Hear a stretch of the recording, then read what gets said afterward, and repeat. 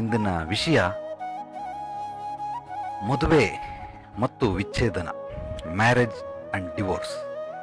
ಈ ಮದುವೆ ಅನ್ನೋ ಒಂದು ಅತ್ಯದ್ಭುತವಾದಂತಹ, ನಮ್ಮ ಭಾರತದಲ್ಲಿ ಅತಿ ಮುಖ್ಯವಾಗಿ ನಡೆಯುವಂತಹ ಒಂದು ಫಂಕ್ಷನ್, ಸಮಾರಂಭದಲ್ಲಿ ಅತಿ ವಿಶೇಷವಾಗಿ ಹೆಚ್ಚಾಗಿ ಆದ್ಯತೆ ಮಾನ್ಯತೆ ನೀಡಿ ಮಾಡುವಂತಹ ಮದುವೆ. ಒಂದು ಗಂಡು ಹೆಣ್ಣು ದಿವ್ಯ ಮಿಲನ, ಮಹಾಮಿಲನ. ಈ ರೀತಿ ಮದುವೆಗೆ ಸಾಕಷ್ಟು ಖರ್ಚು ಮಾಡ್ತಾರೆ. ಇಲ್ಲಿ ಎಷ್ಟೇ ಕೋಟಿ ಖರ್ಚು ಮಾಡಿದ್ರು ಶ್ರೀಮಂತರು ಮದುವೆ ಸಿಕ್ಕಾಪಟ್ಟೆ ಆಡಂಬರವಾಗಿರುತ್ತೆ, ನೋಡೋದಕ್ಕೆ ಎರಡು ಕಣ್ಣು ಸಾಲೋದಿಲ್ಲ. ಅದೇ ಥರ ಮಧ್ಯಮ ವರ್ಗದವರು ಕಡಿಮೆ ಇಲ್ಲ, ಸಿಕ್ಕಾಪಟ್ಟೆ ಡೆಕೋರೇಟ್ ಮಾಡ್ತಾರೆ, ಇವೆಂಟ್ ಆರ್ಗನೈಸರ್ಗೆ ಹೇಳ್ತಾರೆ, ಅದ್ಭುತವಾಗಿ ಮಾಡ್ತಾರೆ. ಇದೆಲ್ಲವೂ ಬಹಳ ಬಹಳ ಸಂತೋಷ, ಹಬ್ಬದ ರೀತಿ ಆಚರಣೆ ಮಾಡ್ತಾರೆ. ಆದರೆ ಮದುವೆ ಆಗಿ ಸಾಕಷ್ಟು ಕುಟುಂಬಗಳು, ಅಂದರೆ ಮದುವೆ ಆದ ನಂತರ ದಾಂಪತ್ಯ ಉಳಿಯೋದಿಲ್ಲ, ಹೆಚ್ಚು ಕಾಲ ಉಳಿಯೋದಿಲ್ಲ. ಅಕಸ್ಮಾತ್ ಉಳಿದ್ರೂ ಕೂಡ ಅಲ್ಲಿ ಸತ್ವ ಇರೋದಿಲ್ಲ, ಮಹತ್ವ ಇರೋದಿಲ್ಲ. ಎಲ್ಲವೂ ಕೂಡ ಸರ್ವನಾಶ ಆಗ್ತಾ ಇರುತ್ತೆ. ಗಂಡ ಹೆಂಡತಿ ಜಗಳ, ಅತ್ತೆ ಮಾವ ಅತ್ತೆ ಸೊಸೆ ಜಗಳ. ಮನೆಯಲ್ಲಿ ಅಂಡರ್ಸ್ಟ್ಯಾಂಡಿಂಗ್ ಇಲ್ಲ, ಹೊಂದಾಣಿಕೆ ಮಾಡ್ಕೊಳ್ಳೋದಕ್ಕೆ ಸಾಧ್ಯವೇ ಇಲ್ಲ. ಯಾಕೆ ಈ ರೀತಿ ಎಲ್ಲ ಆಗುತ್ತೆ? ಸಿಕ್ಕಾಬಿಟ್ಟೆ ಡಿವೋರ್ಸ್ಗಳಾಗುತ್ತೆ. ಮದುವೆ ಆಗಿ 3 ತಿಂಗಳಾಗಿಲ್ಲ ಡಿವೋರ್ಸು. ಯಾತಕ್ಕೋಸ್ಕರ ಹೀಗೆ? ಈ ಮದುವೆ ಯಾತಕ್ಕೋಸ್ಕರ ಮಾಡ್ತಾರೆ? ಯಾಕೆ ಮಾಡ್ಕೊಳ್ಬೇಕು ಮದುವೆ? ಈ ಮದುವೆಯನ್ನ ನಾವು ಬಹಳ ಹಿಂದಿನ ಒಂದು ಶತಮಾನಕ್ಕೆ ಹೋಗೋಣ, ಸ್ವಲ್ಪ ಹಿಂದೆ ಹೋಗೋಣ. ಅಂದ್ರೆ ಆದಿಮಾನವರಿದ್ರಲ್ಲ, ಆಗಿನ ಜನದಿಂದ ಇಲ್ಲಿವರೆಗೂ 2023ನೇ ಇಸ್ವಿ 21ನೇ ಶತಮಾನದವರೆಗೂ ನಿಧಾನವಾಗಿ ನಾವು ಹಿಮ್ಮುಖವಾಗಿ ಸಾಕ್ತಾ ಬರೋಣ. ಅನಾಗರಿಕರು ಅಂದ್ರೆ ಕಾಡಲ್ಲಿರುವಂತಹ ಜನಗಳಿಗೆ ನಾವು ಅನಾಗರಿಕರು ಅಂತ ಕರಿತೀರಿ, ನಾಡಲ್ಲಿರೋರಿಗೆ ನಾಗರಿಕರು ಅಂತ ಕರಿತೀರಿ. ಈ ಅನಾಗರಿಕರು ಕಾಡಲ್ಲಿ ಏನಿದ್ದಾರೆ, ಇವರು ಒಂದು ಹೆಣ್ಣನ್ನ ಭೋಗಿಸೋದಕ್ಕೆ, ಅಂದ್ರೆ ಲೈಂಗಿಕ ಕ್ರಿಯೆ ಮಾಡೋದಕ್ಕೆ ಯಾರು ಬೇಕಾದರೂ ಆ ಗುಂಪಲ್ಲಿ ಮಾಡೋದಕ್ಕೆ ಶುರು ಮಾಡ್ತಾ ಇದ್ರು. ಅವನಿಗಿಂತ ಕಡಿಮೆ ವಯಸ್ಸೋನು, ಅವನಿಗಿಂತ ಹೆಚ್ಚು ವಯಸ್ಸೋನು, ಅವನ ತಂದೆ ವಯಸ್ಸೋನು. ಇದಕ್ಕೆ ಒಂದು ನಿಯಮ ಮಾಡಿದ್ರು. ಯಾರು ಆಕೆಯನ್ನ ಲೈಂಗಿಕತೆ ಮಾಡ್ತಾರೆ, ಅದರಿಂದ ಹುಟ್ಟುವಂತಹ ಮಗು ಯಾರು ಕಾಪಾಡ್ತಾರೆ ಅನ್ನೋದು ಬಹಳ ಕುತೂಹಲ. ಅವ್ರಿಗೆ ದೊಡ್ಡ ಪ್ರಶ್ನೆ ಆಗೋಯ್ತು. ಆದ್ರಿಂದ ಯಾರಿಗೆ ಮಗು ಆಗಿರುತ್ತೆ ಇವನೇ ಆಕೆಯ ಕಾಳಜಿಯನ್ನು ಮಾಡಬೇಕು, ಆರೈಕೆ ಮಾಡಬೇಕು. ಆಕೆಗೆ ಏನು ಕುಂದುಕೊರತೆಗಳಿದ್ದಾವೆ, ಬೇಕು ಬೇಡಗಳಿದೆ, ಎಲ್ಲವನ್ನು ಪೂರೈಸಬೇಕು ಅಂತೇಳಿ ಅವರು ಕಪ್ಪೆ ಚಿಪ್ಪು ಕಟ್ಟೋದ್ರ ಮೂಲಕ, ಅದು ತಾಳಿ ಅಲ್ಲ, ಸುಮ್ಮನೆ ಒಂದು ಕಪ್ಪೆ ಚಿಪ್ಪು. ಇನ್ನೊಬ್ಬ ಶಂಖ ಕಟ್ತಾನೆ, ಇನ್ನೊಬ್ಬ ಬೇರೆ ಇನ್ನೊಂದೇನೋ ಸಮುದ್ರದಲ್ಲಿ ಸಿಗೋದು ಕಟ್ತಾನೆ, ಅಥವಾ ಯಾವುದೋ ಪ್ರಾಣಿ ಪಕ್ಷಿಗಳದು ಹಲ್ಲುಗಳು, ದಂತ, ಇಂಥವನ್ನೆಲ್ಲ ಕಟ್ತಾನೆ. ಒಬ್ಬೊಬ್ರು ಈಕೆ ನನ್ನ ಹೆಂಡತಿ ಅನ್ನೋದಕ್ಕೆ ಒಂದೊಂದು ಸಿಂಬಲಿಸಮ್ನ ಮಾಡ್ಕೊಂಡು ಬಂದ್ರು. ನಾನು ಹೇಳೋದೆಲ್ಲ ನೀವು ಮ್ಯಾಕ್ಸಿಮಮ್ ಅದನ್ನ ಇತಿಹಾಸ ಹುಡುಕಕ್ಕೆ ಹೋಗ್ಬೇಡಿ, ಕಲ್ಪಿಸ್ಕೊಳ್ಳಿ. ಅವಾಗ ನಾನು ಹೇಳೋದೆಲ್ಲವೂ ಕೂಡ ನಿಮ್ಗೆ ಅರ್ಥ ಆಗುತ್ತೆ. ಈ ರೀತಿ ಆಯ್ತು. ಅದಾದ್ಮೇಲೆ ಅಲ್ಲಿಂದ ಅದನ್ನ ಮದುವೆ ಅಂತ ಮಾಡ್ಕೊಂಡ್ರು. ಅದಕ್ಕೆ ಏನೋ ಒಂದು ಹೆಸರು ಕೊಟ್ರು, ಒಂದೊಂದು ಪ್ರಾಂತ್ಯದಲ್ಲಿ ಒಂದೊಂದು ಹೆಸರು ಕೊಡ್ತಾರೆ. ಆ ಭಾಷೆಗಳನ್ನು ಬಿಟ್ಬಿಡಿ, ಮದುವೆ ಅಂತ ಆಯ್ತು. ಅಂದ್ರೆ ಮದುವೆ ಆದ್ರೆ ಈಕೆ ನನ್ನ ಹೆಂಡತಿ ಅಂತ. ಇದು ಮೂಢನಂಬಿಕೆ ಇದ್ದಂತಹ ಒಂದು ಕಾಲದಲ್ಲಿ ಮದುವೆ ಅಂದ್ರೆ ಏನು ಗೊತ್ತಿಲ್ಲ, ಅದಕ್ಕೊಂದು ಏನೋ ಒಂದು ಕಾನ್ಸೆಪ್ಟ್ ಮಾಡಿದ್ರು, ಕನ್ಫ್ಯೂಷನ್ ಆಗ್ತಾ ಇತ್ತು. ಆ ಕನ್ಫ್ಯೂಷನ್ ಕ್ಲಿಯರ್ ಮಾಡೋದಕ್ಕೋಸ್ಕರ ಒಂದು ಕಾನ್ಸೆಪ್ಟ್. ಈ ಶಾಸ್ತ್ರಗಳು ಆಗಿನ ರಾಜರ ಕಾಲದಲ್ಲಿ ಇದ್ದಾಗ, ಯಾವಾಗ ರಾಜರ ಕಾಲದಿಂದ ರಾಜಕೀಯಕ್ಕೆ ಬಂತು, ಆಗ ಕಾನೂನು ಒಳಗಡೆನೂ ಬಂದ್ಬಿಡ್ತು.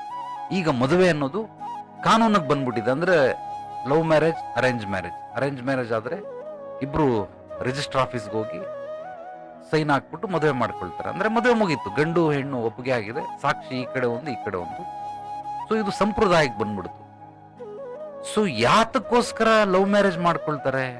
ಒಂದು ಹುಡುಗ ಹುಡುಗಿಯನ್ನ ಪ್ರೀತಿಸಿರ್ತಾಳೆ, ಇವನನ್ನೇ ನಾನು ಮದುವೆ ಆಗೋದು, ಬೇರೆಯವ್ರನ್ನ ನಾನು ಮದುವೆ ಆಗೋದಿಲ್ಲ. ಹುಡುಗನು ಅದೇ ರೀತಿ ಇವಳನ್ನೇ ಮದುವೆ ಆಗೋದು. ಅದಕ್ಕೋಸ್ಕರ ರಿಜಿಸ್ಟರ್ ಮ್ಯಾರೇಜ್ ಅಂತ ತಂದ್ರು. ಅದಕ್ಕೊಂದು 18 ವರ್ಷ ಹೆಣ್ಣಿಗೆ, 21 ವರ್ಷ ಗಂಡಿಗೆ ಅಂತ ಮಾಡಿದ್ರು. ಅದಾದ ನಂತರ ಮಾಡ್ಕೊಳ್ತಾ ಬಂದ್ರು. ಲವ್ ಮ್ಯಾರೇಜ್ ಆದಾಗ ಒಂದು ಹುಡುಗಿ ನನಗೆ ಸಿಕ್ಕಿಬಿಟ್ರೆ ಇಡೀ ಪ್ರಪಂಚನೇ ಗೆದ್ದು ಬಿಡ್ತೀನಿ, ಏನೋ ನಾನು ದೊಡ್ಡದಾಗಿ ದಬಾಕ್ಬಿಡ್ತೀನಿ ಅಂತ ಹೇಳಿ ಸಿಕ್ಕಿದ್ಲು. 1 ತಿಂಗಳು ಎಂಜಾಯ್ ಮಾಡ್ದ, 6 ತಿಂಗಳು ಎಂಜಾಯ್ ಮಾಡ್ದ, 1 ವರ್ಷ ಎಂಜಾಯ್ ಮಾಡ್ದ. ಅದಾದ್ಮೇಲೆ ಅವನು ವರ್ಷ ಸ್ಟಾರ್ಟ್ ಮಾಡ್ದ, ಸ್ಮೋಕ್ ಮಾಡಕ್ ಶುರು ಮಾಡ್ದ, ಎಣ್ಣೆ ಹೊಡೆಯಕ್ ಸ್ಟಾರ್ಟ್ ಮಾಡ್ದ. ಸೊ ಬೇರೆ ಬೇರೆ ರೀತಿ ದುಶ್ಚಟಗಳನ್ನ ಕಲ್ತ್ಕೊಂಡ. ಸೊ ಈಗ ಅವಳ ಮೇಲೆ ಮುಂಚೆ ಇದ್ದಂತಹ ಪ್ರೀತಿ ಈಗಿರೋದಕ್ಕೆ ಸಾಧ್ಯವಿಲ್ಲ, ಸಾಧ್ಯ ಆಗೋದು ಇಲ್ಲ. ಯಾಕೆಂದ್ರೆ ಅವಳ ನಡೆ, ನುಡಿ, ಗುಣ ಸ್ವಭಾವಗಳು ಎಲ್ಲವೂ ಇವನಿಗೆ ಪಾರದರ್ಶಕವಾಗಿ ಕಾಣ್ತಾ ಇದೆ. ಇವಳು ಹೇಗ್ ಮಲಗ್ತಾಳೆ, ಹೇಗ್ ಮಾತಾಡ್ತಾಳೆ, ಇವಳ ನಡವಳಿಕೆ ಏನಿದೆ, ಮುಂಚೆ ನೋಡಿದ್ದಂತಹ ಮುಖ ಬೇರೆ, ಈಗ ನೋಡಿದ್ದಂತಹ ಮುಖ ಬೇರೆ. ಅದೇ ರೀತಿ ಹುಡುಗನ್ನು ಕೂಡ ನೀವು ಅನ್ವಯಿಸುತ್ತೆ. ಕೇವಲ ಹುಡುಗಿರಿಗೆ ಮಾತ್ರ ಹೇಳ್ತಾ ಇದ್ದೀನಿ ಅಂತಲ್ಲ. ಹೆಂಡತಿಗೆ ಗಂಡನ ಸ್ವಭಾವಗಳೆಲ್ಲ ಗೊತ್ತಾಯ್ತು, ಗಂಡನಿಗೆ ಹೆಂಡತಿ ಸ್ವಭಾವಗಳು ಗೊತ್ತಾಯ್ತು. ಆದ್ರಿಂದ ಈಗ ಕೇರ್ಲೆಸ್ ಮಾಡೋದಕ್ಕೆ ಸ್ಟಾರ್ಟ್ ಮಾಡ್ದ. ಈಗ ಮದುವೆ ಆಗಿ 1 ವರ್ಷ ಆದ ನಂತರ ಅಥವಾ 1 ಮಗು 2 ಮಗು ಆದ ನಂತರ ಕೇವಲ ಅಲ್ಲಿ ಜವಾಬ್ದಾರಿಗಳು ನಡೀತಾ ಇದೆ, ಕರ್ತವ್ಯಗಳು ನಡೀತಾ ಇದೆ. ಯಾವುದೇ ಕಾರಣಕ್ಕೂ ಪ್ರೀತಿ ಮತ್ತೆ ಸ್ವತಂತ್ರ, ಹೊಂದಾಣಿಕೆ, ಅರ್ಥ ಮಾಡ್ಕೊಳ್ಳುವಂಥದ್ದು ಖಂಡಿತವಾಗ್ಲಿ ಇಲ್ಲಿ ಇಲ್ವೇ ಇಲ್ಲ. ಇಡೀ ಭಾರತದಾದ್ಯಂತ ಅಥವಾ ಜಗತ್ತಿನಾದ್ಯಂತ ಹಾಗೆ ಅಂತ ಹೇಳ್ತಾ ಇಲ್ಲ. ಒಂದು 60 to 70% ಎಲ್ಲವೂ ಇದೇ ರೀತಿ ನಡೀತಾ ಇದೆ. ಇನ್ನೊಂದು 30% ಸಮಥಿಂಗ್ ಡಿಫ್ರೆಂಟ್ ಆಗಿ ಬದುಕ್ತಾ ಇದ್ದಾರೆ. ಆದ್ರೆ 70% ನನ್ನ ಅನುಭವದಲ್ಲಿ, ನನ್ನ ಅಧ್ಯಯನದ ಪ್ರಕಾರ 70% ಎಲ್ಲಾ ಮನೆಯಲ್ಲೂ ಗಂಡ ಹೆಂಡತಿ ಕೇವಲ ಜವಾಬ್ದಾರಿಗಳು, ಕರ್ತವ್ಯಗಳು ನಡೀತಾ ಇದೆ ಹೊರತು ಅಲ್ಲಿ ಒಳಗಡೆ ಏನು ಮಸಾಲೆಗಳಿಲ್ಲ. ಅಂದ್ರೆ ವಿವೇಕಾನಂದರು ಹೇಳ್ತಾರೆ, ಗ್ರಂಥವಿಲ್ಲದ ಕೋಣೆ ಆತ್ಮವಿಲ್ಲದ ದೇಹದಂತೆ ಅಂತ. ಅದೇ ರೀತಿ ಅಲ್ಲಿ ಪ್ರೀತಿನೇ ಇಲ್ಲ, ಸ್ವತಂತ್ರನೇ ಇಲ್ಲ, ಕೇವಲ ಆತ್ಮನೇ ಇಲ್ಲದೆ ಇರುವಂತಹ ದೇಹ, ಮನಸ್ಸು ಮಾತ್ರ ಇದೆ. ಅಲ್ಲಿ ಆತ್ಮ ಇಲ್ಲ. ಆ ಕೋಣೆಯಲ್ಲಿ ಆತ್ಮ, ಗ್ರಂಥ ಇಲ್ಲ ಅಂದ್ರೆ ಆತ್ಮ ಇಲ್ಲದ ದೇಹದಂತೆ. ಅದೇ ರೀತಿ ಒಂದು ಮನೆಯ ಮೇಲೆ ಅಲ್ಲಿ ಕೇವಲ ಜವಾಬ್ದಾರಿಗಳು, ಕರ್ತವ್ಯಗಳು ನಡೀತಾ ಇದೆ, ಬೇರೆ ಏನು ನಡೀತಾ ಇಲ್ಲ ಅಂದ್ರೆ ಬಹಳ ಬಹಳ ಕಷ್ಟ. ಇದೇ ರೀತಿ ಪ್ರತಿಯೊಂದು ಮನೆಗಳಲ್ಲೂ ಈ ಮದುವೆ ಅನ್ನೋ ಒಂದು ಶಾಸ್ತ್ರ ಸಂಪ್ರದಾಯವನ್ನ, ನನ್ನ ಪ್ರಕಾರ ಹಿಂದಿನ ಕಾಲದಲ್ಲಿ ಮೊದಲು ಅದು ಮೂಢನಂಬಿಕೆ, ಆಮೇಲೆ ಅದು ನಂಬಿಕೆ ಆದ್ಮೇಲೆ ಸಂಪ್ರದಾಯ ಆದ್ಮೇಲೆ ಶಾಸ್ತ್ರ ಆದ್ಮೇಲೆ ಅದು ಕಾನೂನನ್ನ ತಳಹದಿಲ್ಲೂ ಬಂದ್ಬಿಡ್ತು. ಈಗ ಮದುವೆ ಆದವರೆಲ್ಲ ಇಂತಿಂತ ನಿಯಮಗಳ ಅಡಿಯಲ್ಲಿ ಸಾಗಬೇಕು ಅಂತ ಕಾನೂನು ಬಂದ್ಬಿಡ್ತು. ಅದಕ್ಕೇನಾದ್ರೂ ಬಿಟ್ಟು ಹೋಗ್ಬಿಟ್ರೆ ಕಂಪ್ಲೇಂಟ್ ಕೊಡ್ತಾರೆ, ಮತ್ತೆ ಕರ್ಕೊಂಬರ್ತಾರೆ. ಕಂಪ್ಲೇಂಟ್ ಕೊಡ್ಲಿಲ್ಲ ಅಂದ್ರೆ ಅತ್ತೆ ಮಾವನ್ಗೆ ಹೇಳ್ತಾರೆ. ಅವರೆಲ್ಲ ಬಂದು ದೊಡ್ಡವರೆಲ್ಲ ನ್ಯಾಯ ತೀರ್ಮಾನ ಮಾಡಿ ಕಾಂಪ್ರಮೈಸ್ ಮಾಡ್ತಾರೆ. ಇಲ್ಲಿ ಒಳಗಡೆ ಏನೋ ನಡೆದಿರ್ತದೆ, ಅವ್ರಿಗೇನೋ ಹೇಳ್ತಾರೆ, ಅವ್ರು ಕಾಂಪ್ರಮೈಸ್ ಮಾಡೋದಕ್ಕೆ ಬರ್ತಾರೆ. ಖಂಡಿತವಾಗ್ಲಿ ಇದು ಯಾವುದು ಸೂಟಬಲ್ ಅಲ್ಲ.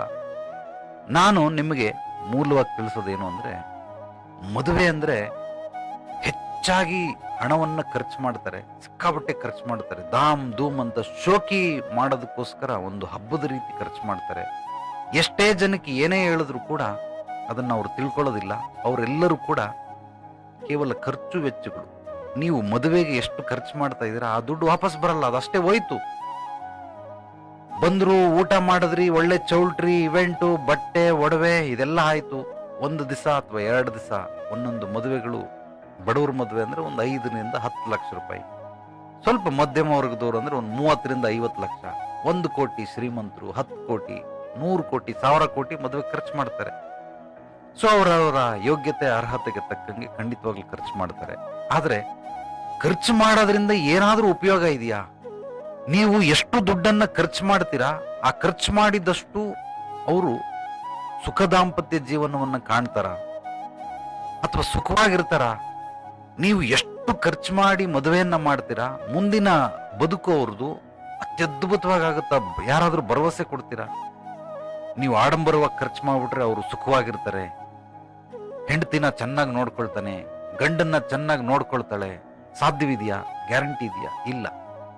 ಅದೇ ದುಡ್ಡನ್ನ ಅವ್ರಿಗೆ ನೀವೇನಾದ್ರೂ ಮುಂದಿನ ಜೀವನಕ್ಕೆ ಏನಾದ್ರೂ ಬಿಸ್ನೆಸ್ ಮಾಡೋದಕ್ಕೋ ಅಥವಾ ಏನೋ ಮನೆ ಕಟ್ಟೋದಕ್ಕೋ ಏನೋ ಒಂದು ಈ ರೀತಿ ಗಿಫ್ಟ್ ಮಾಡಿಕೊಟ್ರೆ, ಇದನ್ನ ಮದುವೆ ಉಡುಗೊರೆ ಅಂತ ಕೊಟ್ರೆ, ಆಗ ಅವ್ರಿಗೆ ಲೈಫಲ್ಲಿ ಮುಂದೆ ಒಂದು 10-20 ವರ್ಷ ಜೀವನ ಪರ್ಯಂತ ಅವರು ಸಾಕೋದಕ್ಕೆ ಅತ್ಯದ್ಭುತವಾದ ಮಾರ್ಗ ಸಿಗ್ತದೆ, ಸಹಾಯ ಬರ್ತದೆ. ಇನ್ನು ಅವ್ರು ದುಡಿಯೋದು ಏನಾದ್ರೂ ಸಾಧನೆಗಾಗ್ತದೆ, ಮಕ್ಕಳು ಮೊಮ್ಮಕ್ಕಳಿಗಾಗ್ತದೆ. ಆದ್ರೆ ಈ ರೀತಿ ಮಾಡೋದಿಲ್ಲ.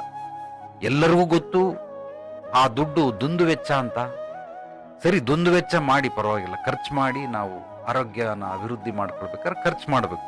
ಅದೇ ರೀತಿ ಈಗ ಮದುವೆ ಮಾಡಿ ಖರ್ಚು ಮಾಡಿ ಅದರಿಂದ ಅವ್ರಿಗೆ ಏನಾದ್ರೂ ಆಶೀರ್ವಾದಗಳು ಸಿಗ್ತವ? ಏನಾದ್ರೂ ಅನುಕೂಲ ಆಗುತ್ತಾ? ಇಲ್ಲ. ಗಂಡನ ಮನೆ ಕಡೆನೂ ಹುಡುಗನ ಮನೆ ಕಡೆನೂ ದುಡ್ಡಿಲ್ಲ, ಅವನು ಸಾಲ ಮಾಡಿ ಮದುವೆ ಮಾಡ್ಕೊತಾವನೆ. ಹುಡುಗಿ ಮನೆ ಕಡೆನೂ ದುಡ್ಡಿಲ್ಲ, ಅವಳು ಸಾಲ ಮಾಡಿ ಮದುವೆ ಮಾಡ್ಕೊಳ್ತಾವಳೆ.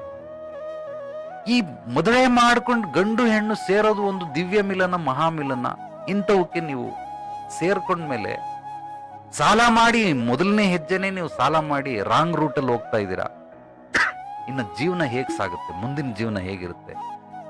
ನೀವು ರಾಕೆಟ್ ಲಾಂಚ್ ಮಾಡ್ಬೇಕಾದ್ರೆ ನೋಡಿ, ಏನಾದ್ರೂ 1 ಡಿಗ್ರಿ ಕ್ರಾಸ್ ಆಗೋಯ್ತು ಅಂದ್ರೆ ಇಲ್ಲಿ ಅದು ಚಂದ್ರಲೋಕಕ್ಕೆ ಹೋಗಲ್ಲ, ಯಾವುದು ಶುಕ್ರ ಗ್ರಹಕ್ಕೆ ಹೋಗ್ಬಿಡ್ತದೆ. 1 ಡಿಗ್ರಿ ಇಲ್ಲಿ ಕ್ರಾಸ್ ಆಯ್ತು ಅಂದ್ರೆ ಪರ್ಫೆಕ್ಟ್ ಆಗಿ ಚಂದ್ರಲೋಕಕ್ಕೆ ಹೋಗೋ ತರ ಡಿಗ್ರಿನ ಫಿಕ್ಸ್ ಮಾಡಿ ಕ್ಲೀನ್ ಆಗಿ ಅದು ನಮ್ಮ ಆರ್ಬಿಟ್ ಅನ್ನ ದಾಟಿ ಮುಂದೆ ಹೋಗುತ್ತೆ, ಅದು ಚಂದ್ರಲೋಕಕ್ಕೆ ಹೋಗುತ್ತೆ. ಅದೇ ರೀತಿ ನೀವು ಮದುವೆ ಮಾಡ್ಕೊಳ್ಳೋ ಮೊದಲನೇ ಹೆಜ್ಜೆ ರಾಂಗ್ ಇಡ್ತಾ ಇದ್ದೀರಾ. ಫಸ್ಟ್ ಸ್ಟೆಪ್ ಅದೇ ರಾಂಗ್ ಇಡ್ತಾ ಇದ್ದೀರಾ. ಇನ್ನು ಮುಂದೆ ಅವ್ರು ಹೋಗಿ ಏನ್ ಮಾಡ್ತಾರೆ, ಎಲ್ಲಿ ಹೋಗಿ ತಲುಪ್ತಾರೆ, ಯಾವ ಗ್ರಹಕ್ಕೆ ಹೋಗ್ತಾರೆ? ನಕಾರಾತ್ಮಕ ಅನ್ನೋ ಗ್ರಹಕ್ಕೆ ಹೋಗ್ತಾರೆ, ದ್ವೇಷ ಅನ್ನೋ ಗ್ರಹಕ್ಕೆ ಹೋಗ್ತಾರೆ, ಕೇರ್ಲೆಸ್ ಅನ್ನೋ ಗ್ರಹಕ್ಕೆ ಹೋಗ್ತಾರೆ. ಅಲ್ಲಿ ಯಾರು ಕೇರಿಂಗ್ ಶೇರಿಂಗ್ ಇರೋದೇ ಇಲ್ಲ, ಬಹಳ ರೇರ್.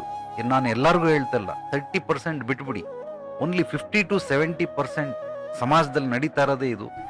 ಆದ್ರಿಂದ ಇವೆಲ್ಲವೂ ಕೂಡ ಖಂಡಿತವಾಗ್ಲು ಮೊದಲನೇ ಹೆಜ್ಜೆನೆ ರಾಂಗ್ ಆದ್ರೆ ಇನ್ನು ಮುಂದಿನ ಹೆಜ್ಜೆಗಳು 1 ವರ್ಷ, 5 ವರ್ಷ, 10 ವರ್ಷ ಈ ತರ ಕಳಿತಾ ಎಲ್ಲಿರ್ತಾರೆ ಅವರು, ಹೇಗ್ ಜೊತೆಲಿ ಇರ್ತಾರೆ? ಒಂದು ಮದುವೆಗಳು, ಈಗಿನ ಮದುವೆಗಳು ಆಡಂಬರ, ನಿಜವಾಗ್ಲೂ ಶೋಕಿ. ಮದುವೆ ಮಾಡ್ಬಿಡ್ಬೇಕು.